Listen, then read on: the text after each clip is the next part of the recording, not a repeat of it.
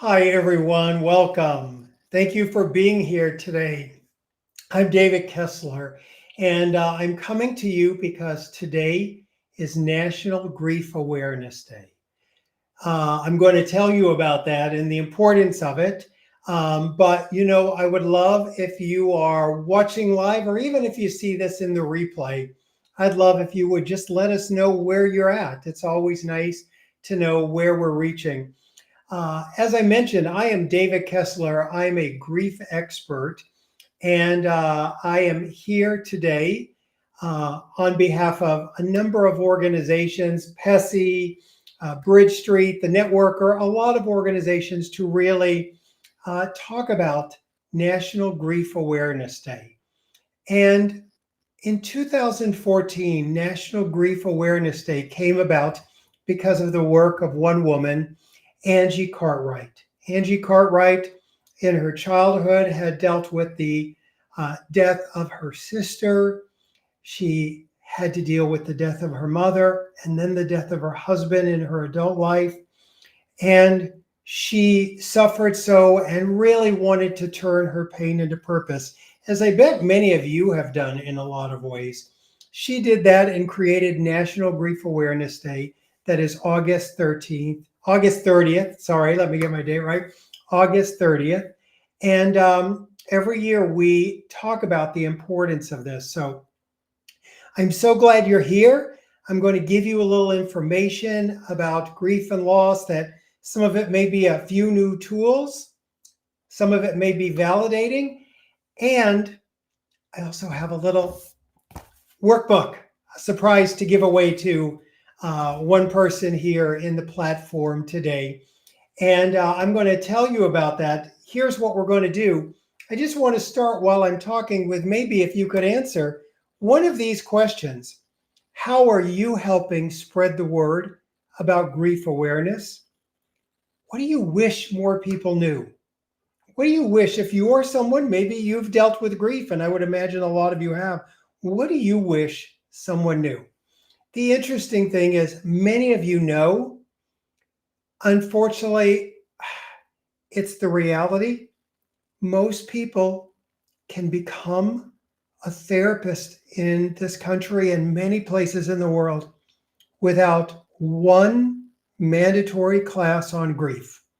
The fascinating thing is, all of us, the death rate is 100%. We are all going to deal with grief someday in our lives. And your clients, every single client, is going to deal with grief, the death of a loved one, as well as a million other types of grief. So really think about that idea of, grief knowledge isn't often thought about as part of a basic curriculum. If you know a lot about grief, you probably learned it from your life. And a lot of the tools, if you did them, you went to elective classes. That's why I'm so grateful for PESI and the Networker and so many of the wonderful organizations here that provide education to help with grief and loss, as well as so many other aspects of helping the world. And we do this because I believe those who grieve well live well. And here's the thing. We live in a grief illiterate society. People think they know grief. I have to tell you, so many people are often surprised. They've either been in my certificate program or taking classes for me, and there's like, there's actually tools for helping people in grief, and there's real tools, real techniques, just like any other big life events. There's things that we've seen that can help. And so it's a really interesting concept, and Grief Awareness Day really brings home that idea that grief must be witnessed. We need other people to see our pain. Your clients need you to understand the enormity of what you're going through. And I think sometimes, so many clinicians have told me they know how to do the first, second, maybe third session on grief, and then they don't know where to go from there. And so I'm always about resources, and I'm so grateful we have one more resource. And like I said, I want to give one away. I really thought about all those tools and techniques that I've used for decades. And by the way, not only has this been my professional work for decades as a grief specialist, but I'm also a bereaved son. I'm a bereaved parent. And so there's so many different losses we deal with. So I know this world professionally and I know it personally.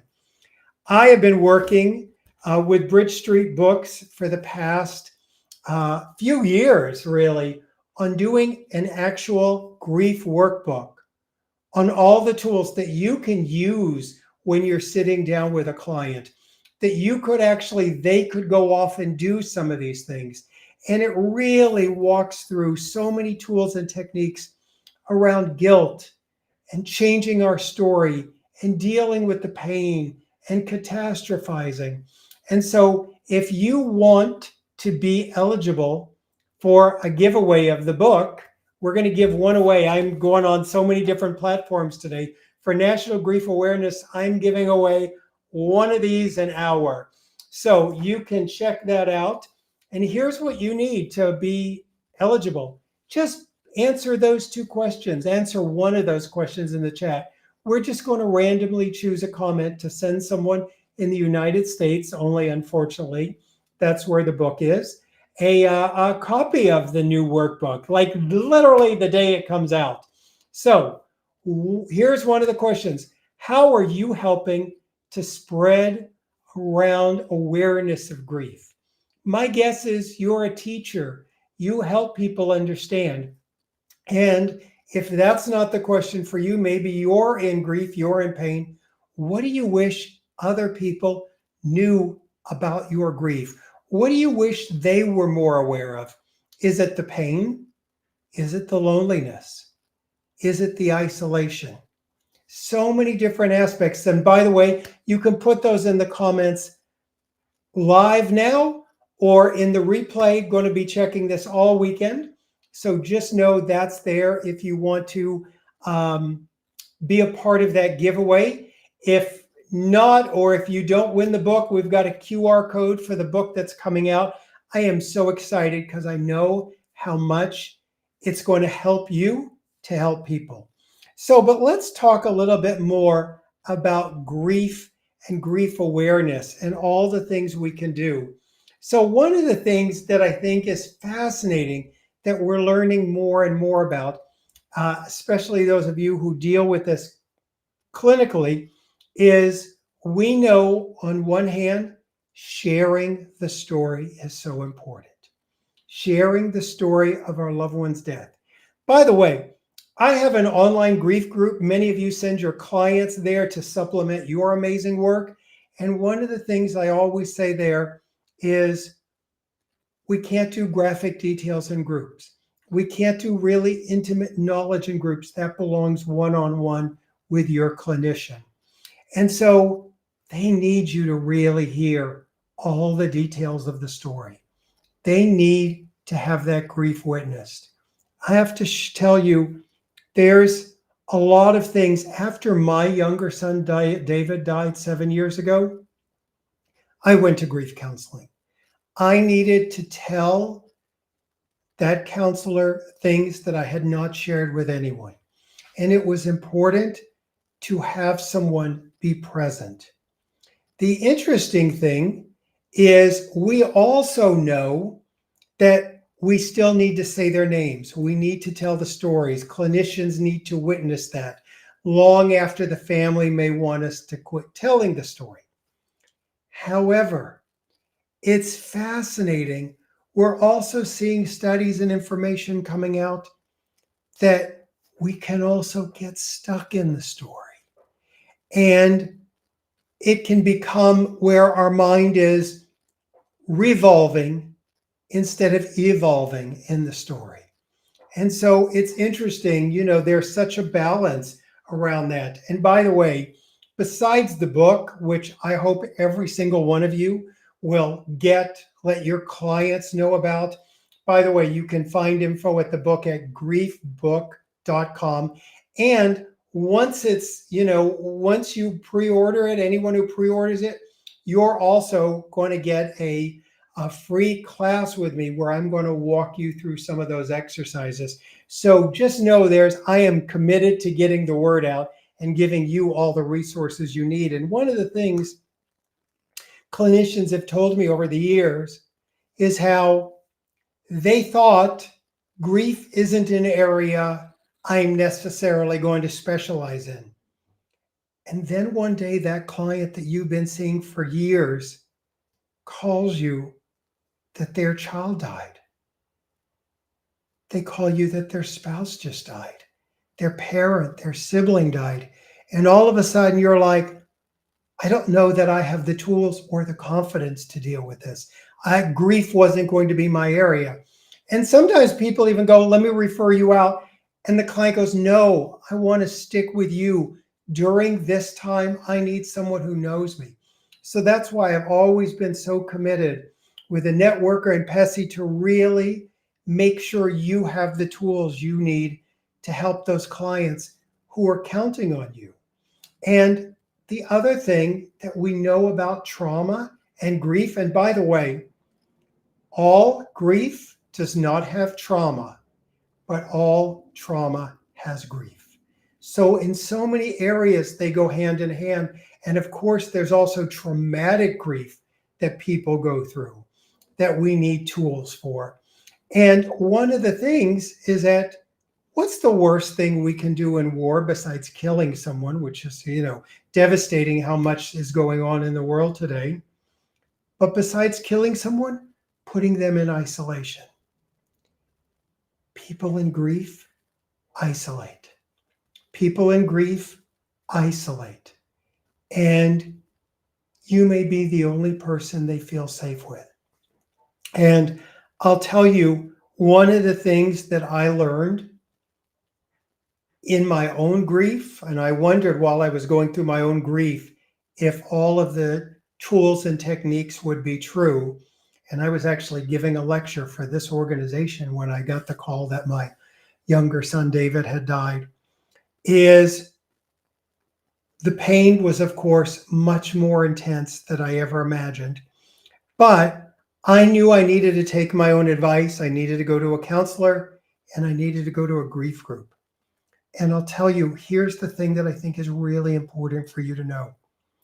I'm a grief expert who's been doing this for decades.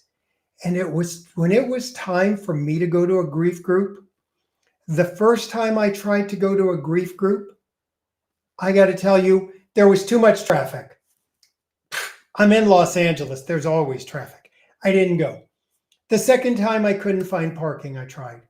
The third time I finally got in, I had my contacts out, I had glasses on, a cap on, and I sat down in a grief group, literally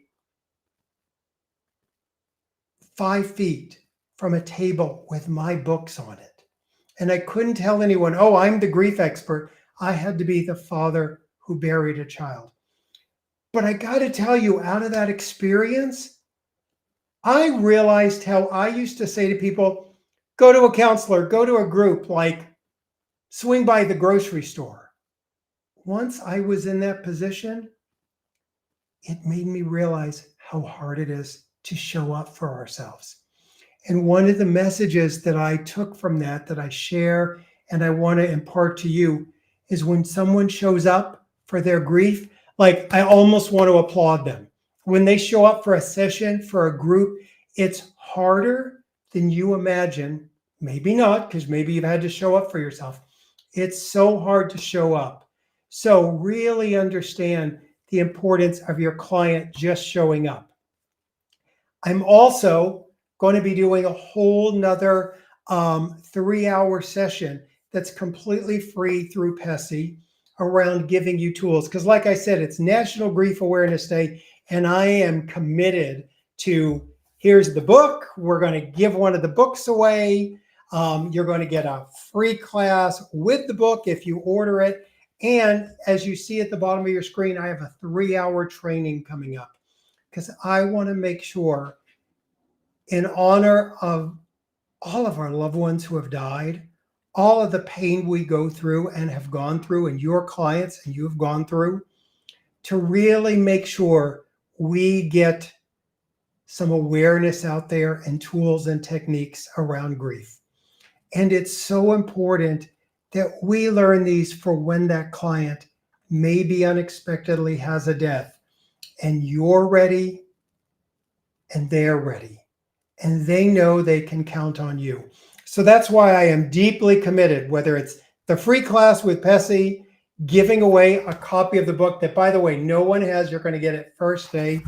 And all you have to do to be eligible to get a free book today, we're going to give away one book every hour on the platform.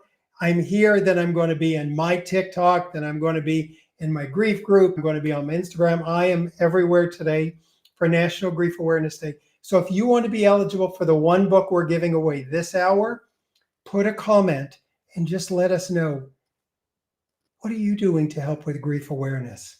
Even if it's just letting people know you're comfortable taking clients who are dealing with grief, or letting your clients know you're always there for all the days of their life. And if you've been through pain of grief, what do you wish others were aware? This weekend, so if you're watching in the replay, it's completely fine. We're going to choose one comment, someone in the US, and send you a copy of the book for free. For the rest of you, I hope you will order it.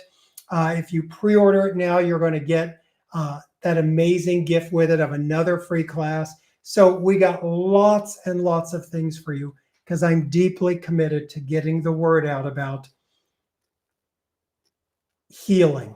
And I'll tell you why, and I'm going to wrap up here with this.